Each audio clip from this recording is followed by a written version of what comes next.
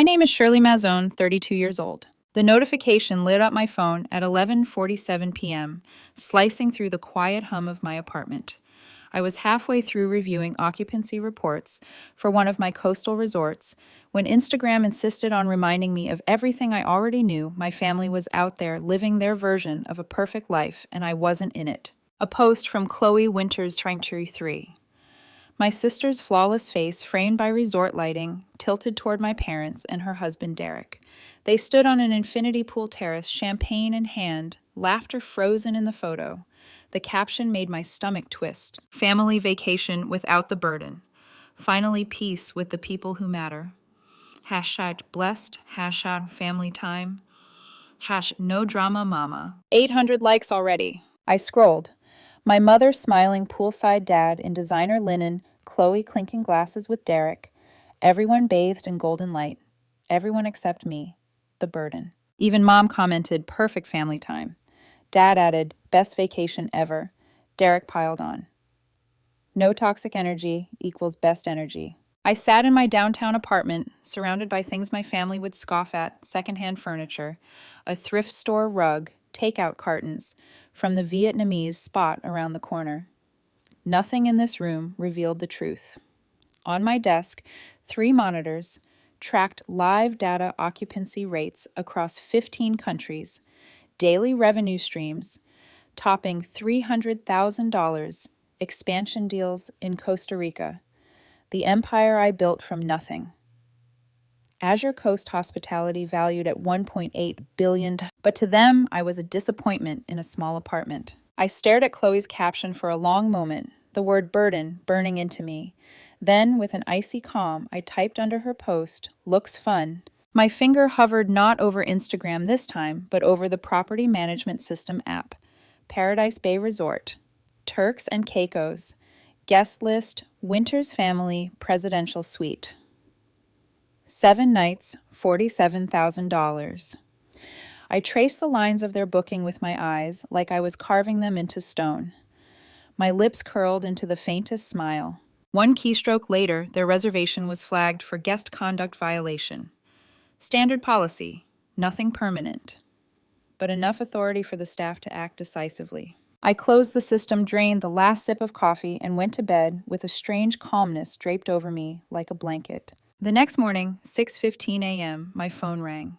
Mom's voice, high and frantic. Shirley, something terrible has happened. I set my mug down gently, letting the aroma of freshly brewed coffee rise before answering. Good morning to you too. What's wrong? We've been kicked out. They're making us leave the resort. Her words should have shocked me. Instead, they slid over me like rain on glass. Why? I asked, feigning confusion. I don't know, she wailed.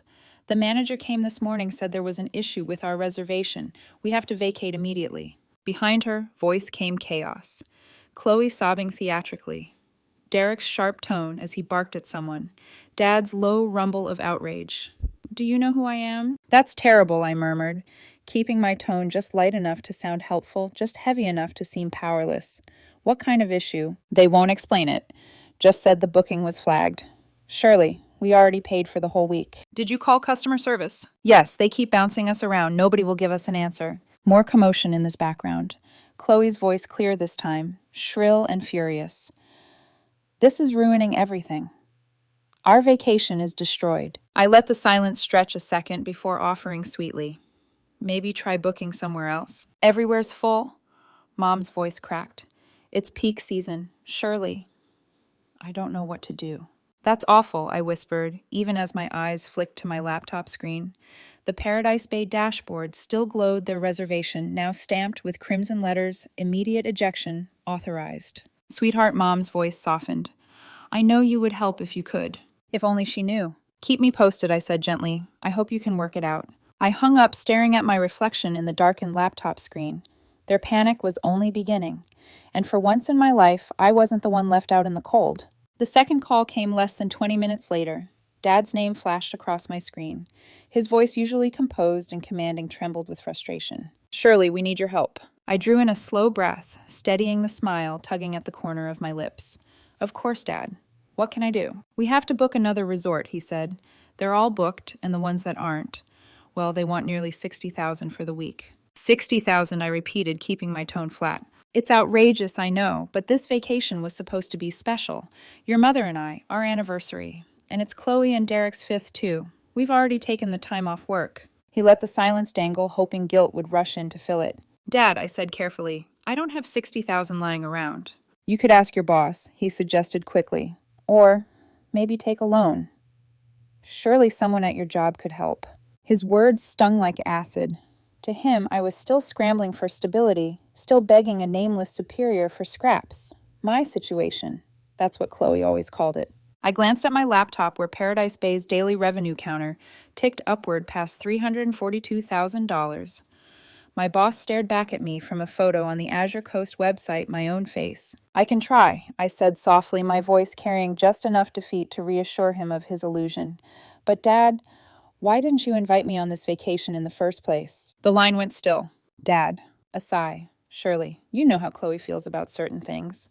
What certain things? She just thought it might be more relaxing if it was just immediate family. I am immediate family. Of course you are, he rushed.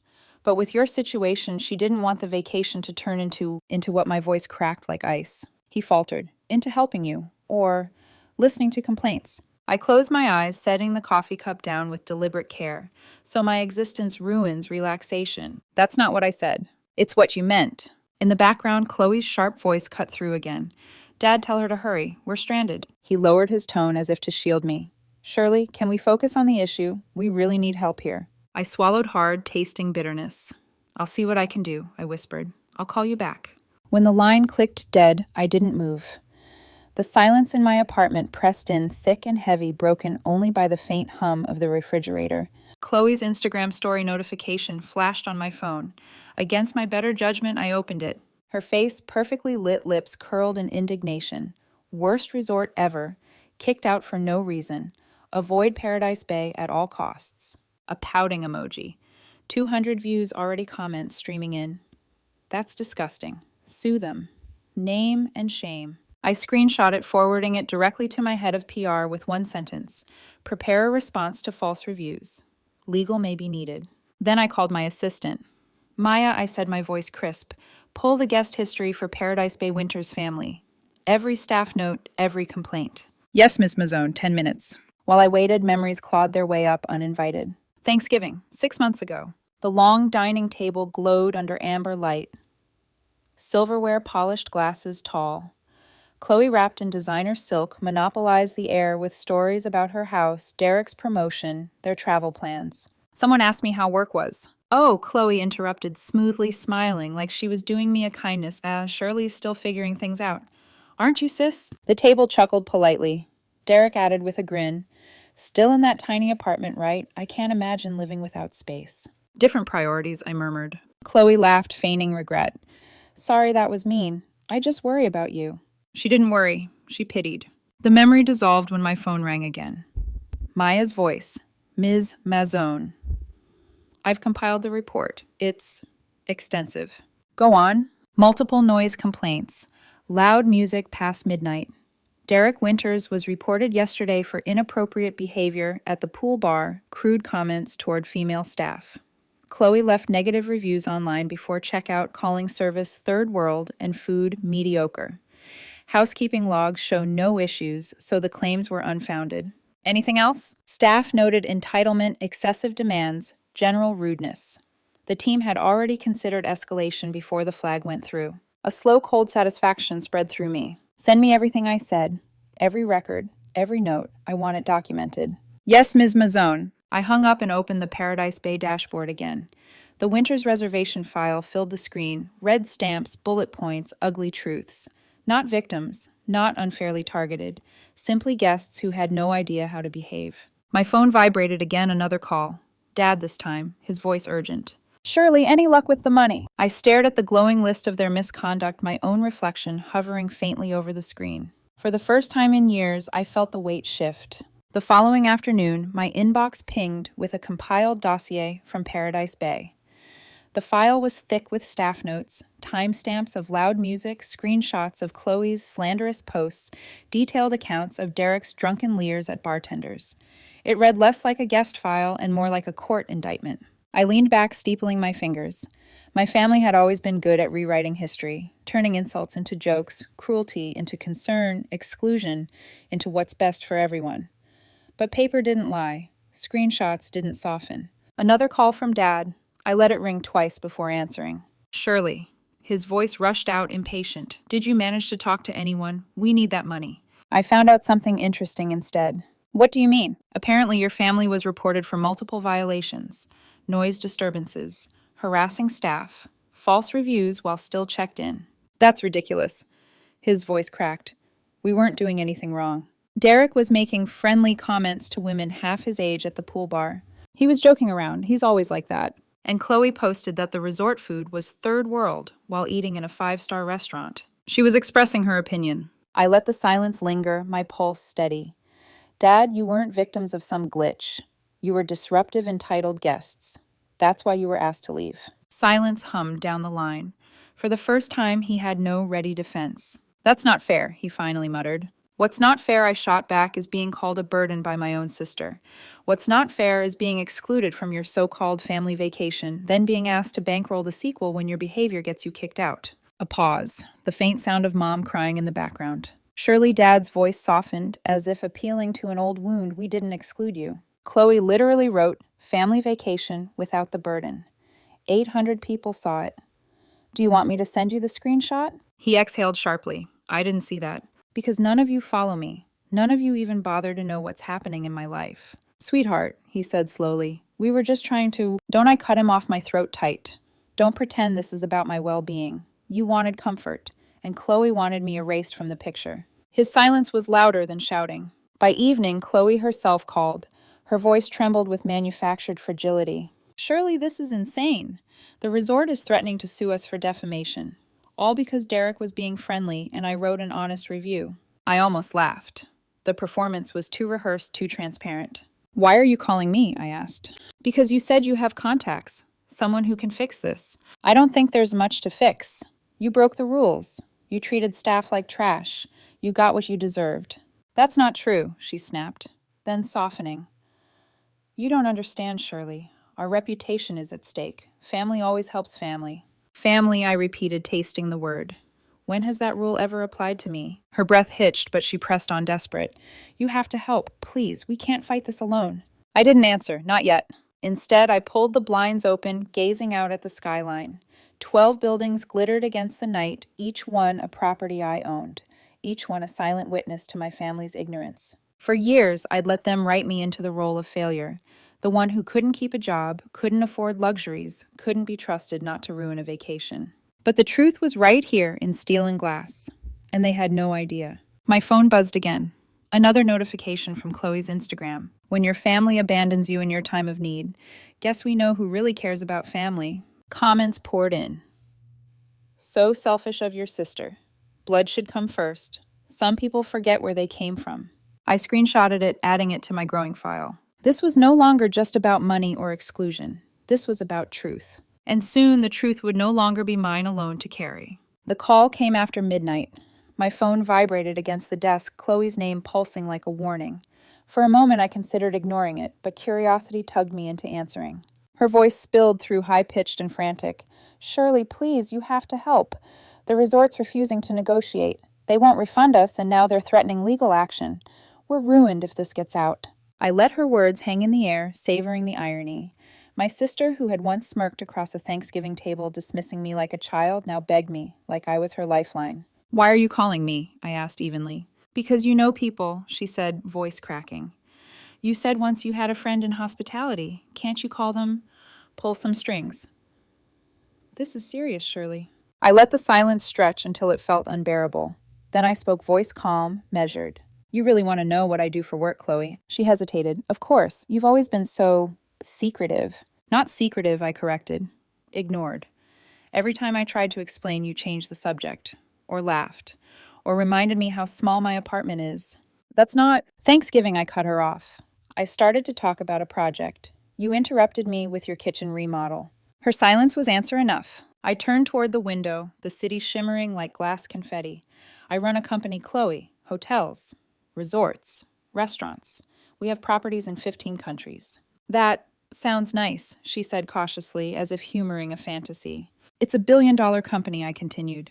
Azure Coast Hospitality. A stunned silence, then a stammer. Wait, you mean you work for them? No, Chloe. I let the truth slide out like a blade. I am Azure Coast. I built it. I own it. Every decision, every property, every cent. Me. The line went dead silent. For a moment, I thought she'd hung up. Then a ragged whisper. You're lying. Why would I lie? Her breath came uneven, ragged. That's impossible. You drive. I choose simplicity. You assumed poverty. She tried again, desperate. If this is real, you could call the resort. Fix this for us. I almost laughed. Chloe, I don't need to call them. I already know exactly what happened during your stay. What do you mean? I own Paradise Bay Resort. The silence this time was deafening. I could almost hear her throat tightening, her world crumbling. You, she finally croaked. You own this resort? The very one where Derek harassed my bartenders, where you left fake reviews, where you posted that you were finally free of your burden. Her breath hitched audibly. Oh my God. Yes, Chloe. You were ejected from my resort, my staff, my property, my rules. A muffled sob slipped through. Shirley, I had no idea. If I'd known... That's the point, isn't it? My voice dropped cold as glass. You never wanted to know. You decided my life wasn't worth hearing about. You painted me as a failure because it suited you. I didn't mean... You meant every word I snapped. You wrote it. You posted it. 800 people saw me labeled as a burden. Her voice shrank to a whisper. I'm sorry. I'm so sorry. For which part? For calling me a burden, for excluding me, for asking me to fund your luxury when you couldn't behave. All of it, she whispered. I was wrong. Please, tell me how to fix this. I considered the skyline towers of steel glowing against the night. For years, I'd carried the weight of their disdain. Now I held the power to make them bend. Delete the posts, I said. What? Every story, every photo. Wipe out the lies you spread about my resort. Yes, of course. And then tomorrow you'll post a public apology. Admit you were disruptive. Admit the staff was professional. Tell the truth. Her gasp was sharp. Surely that would humiliate us. Not as much as being thrown out like unruly children. But my followers. They'll think you grew up. Unless you'd prefer, they keep thinking you're the kind of woman who screams at front desk staff and lies online. Her silence was bitter, suffocating. Then fine, I'll do it. I leaned back, letting the satisfaction settle. Good. And Chloe? Yes. The next time you plan a family vacation, either invite your entire family or pay for it yourselves. But don't you ever erase me again. Her breath caught. I understand. Do you? I asked softly, because right now I don't think you understand anything about what you've done. On the other end of the line, my sister wept quietly. For once, the performance felt real. By morning, Chloe's feed looked bare. Every angry story, every slanderous caption about Paradise Bay gone. In their place, a new post appeared. Apologies to Paradise Bay Resort. My family and I were difficult guests, and the staff handled us with professionalism. We take full responsibility for our behavior. It had 23 likes, a far cry from the hundreds that her original complaint had drawn. The silence of her followers was louder than any applause. That evening, my phone rang again. Dad. Surely, he said, his voice heavier than I'd ever heard it. Chloe told me about everything. Did she? I kept my tone flat. She said you own all of this, that you're successful. Why didn't you ever tell us? I tried, I said, so many times. But every time I brought it up, you brushed me off. You told me to get serious about my career. You didn't want to hear it. It was easier to believe I was failing. His silence pressed like a weight. Then softly, we've been terrible. Yes, I said, my voice steady. You have. How can we fix this? I stared at the ceiling, letting the question echo. I don't know if you can. You're our daughter, he said desperately. Our family. Am I? Because for the past 5 years, you've treated me like a problem you had to tolerate. Chloe calls me a burden you stand by. You post family photos where I don't exist. And only now when you discover I'm wealthy, suddenly I matter. That's not true. It is, I snapped. The first thing you did after learning the truth was ask if I could help with the resort situation. Not once did you say, let's apologize to Shirley. Not once did you say, let's rebuild. You went straight to what my success could do for you. His silence was an admission. Finally, he said, what would it take for you to forgive us? Time, I said, and proof. Proof that you actually want me. Not my money, that you can go 6 months without asking me for anything. No loans, no favors, no bragging about me to your friends. 6 months of silence unless you genuinely want a relationship. That's a long time. Not compared to the years I spent as your invisible daughter. He inhaled shakily. 6 months. We'll do it. One more thing I added. If I see a single post, one brag about having a successful businesswoman in the family, one mention of Azure Coast hospitality, then it's over. Permanently. His voice cracked. Understood. That night, my apartment felt quieter than usual. The skyline glittered a city at my feet, yet inside I felt like a fortress with walls too high to scale. 3 weeks later, a letter arrived. Handwritten, from Mom. The envelope trembled in my hands as I unfolded it. Surely no requests for money, no mentions of your company. Just an apology. For every time we dismissed you. For every time we laughed at your expense. For letting Chloe dictate how we treated you. We failed you as parents. I found this photo in an old album. Your high school graduation. All 4 of us together. Before Derek. Before the comparisons. Before we made you feel small. I want to feel that way again, not because of your success, but because of who you are. Please let me try. Tucked inside was a faded photograph, me, in my cap and gown, my parents smiling with pride, Chloe's arm around my shoulders. For the first time in years, my throat tightened, not from anger, but from something softer. It was a start. 6 months crawled by, like a test I hadn't agreed to take, but desperately needed them to fail. At first, I braced myself for the inevitable slip, a casual text from Dad asking about business opportunities, or Chloe hinting that I might invest in Derek's new idea. But silence held. No requests, no favors, just quiet. Then a month in a small envelope arrived. A simple greeting card. Inside, thinking of you. I know I have a lot to make up for. I hope someday you'll let me try. Chloe. I held it between my fingers for a long time. The words were careful, stripped of her usual flourish. But were they genuine or just strategic? I slipped it into a drawer unresolved. By the 5th month, I received another letter from Mom.